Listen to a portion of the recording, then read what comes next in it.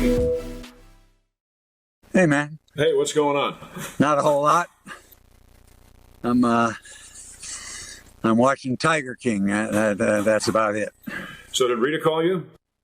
Who? Rita. Your ex, Rita? Oh, that Rita. Look, I know it's the end of the world and all, but why would Rita call me? Unless she wants to apologize for sucking my blood to the marrow for the last 10 years, $3,000 a month.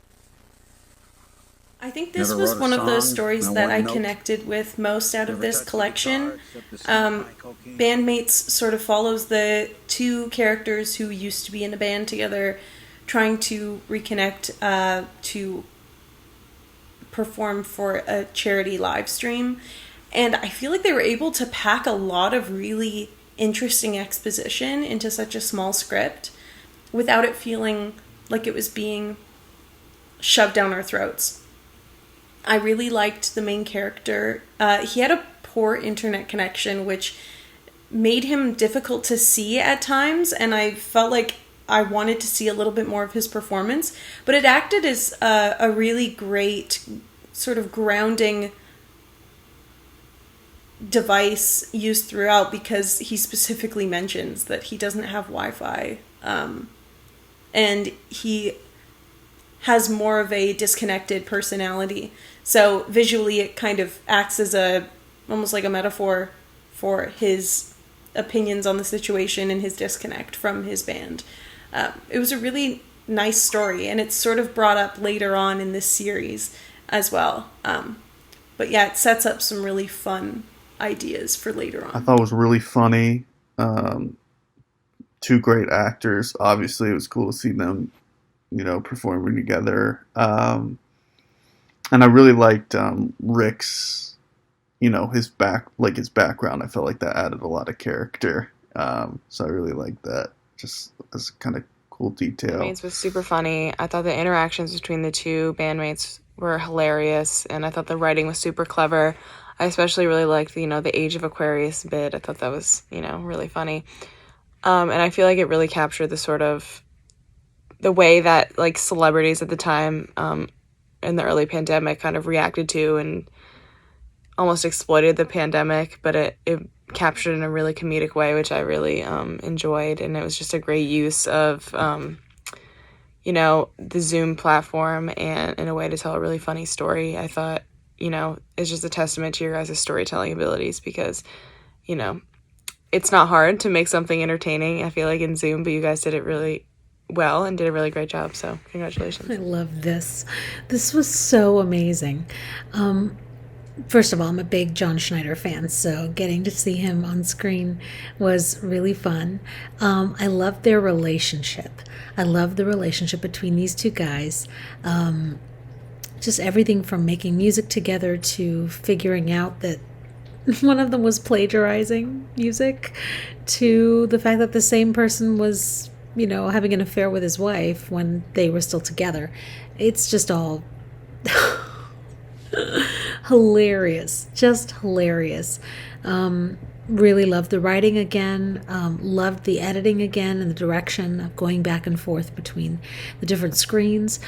The actors were so fantastic and really just made this writing so much better. I mean, like, the writing was great to begin with, and then they just elevated it with their brilliance. So can't fault this one. Again, hilarious, smart, funny.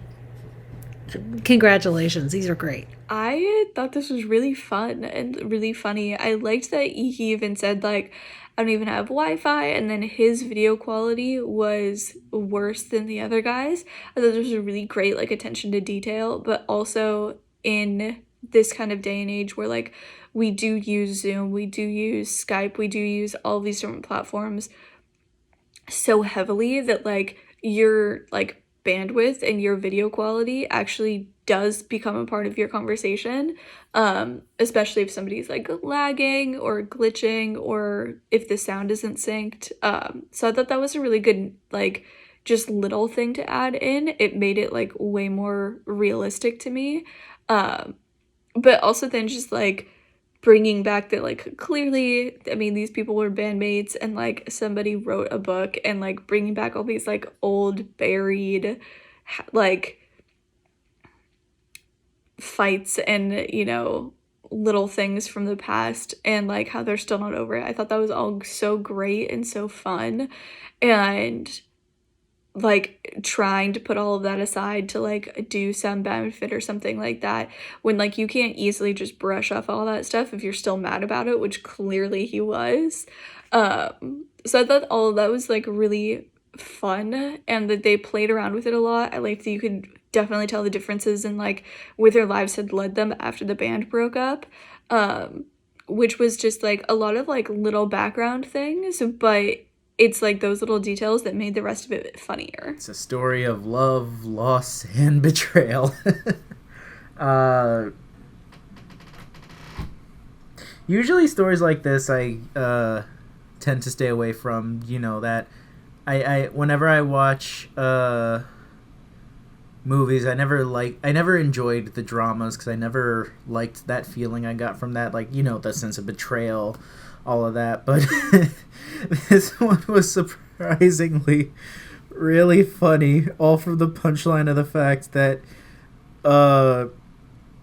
it took that whole betrayal and spun it on its head.